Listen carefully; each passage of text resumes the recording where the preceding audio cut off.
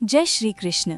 आज हम सुनेंगे उस परम दिव्य कथा को जो युगों युगों से भक्तों के हृदय में प्रेम और भक्ति का संचार करती है।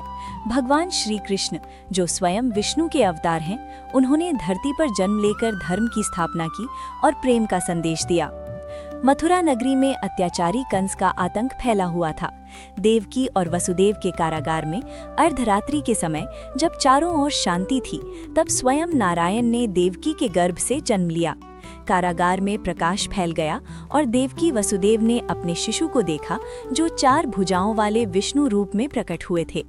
वसुदेव ने बालक को यमुना पार कर गोकुल पहुंचाया, जहां नंद यशोदा ने उसे अपने पुत्र के रूप में अपनाया।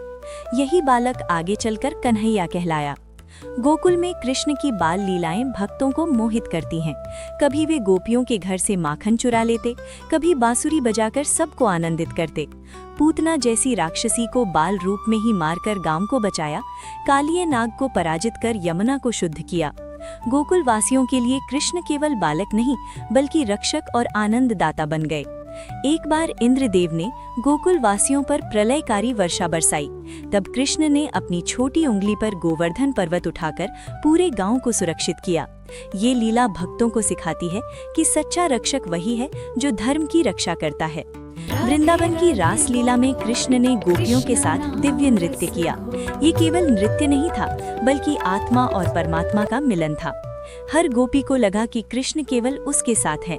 यही लीला हमें बताती है कि भगवान हर भक्त के साथ व्यक्तिगत रूप से जुड़े रहते हैं। कृष्ण ने बड़े होकर मथुरा जाकर कंस का वध किया। ये धर्म की विजय और अधर्म के अंत का प्रतीक है।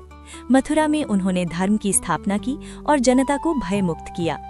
कृष्ण का सबसे महान कार्य था महाभारत युद्ध में अर्जुन को गीता का उपदेश देना। जब अर्जुन मोह में पड़ गए, तब कृष्ण ने उन्हें कर्म, धर्म और भक्ति का मार्ग दिखाया।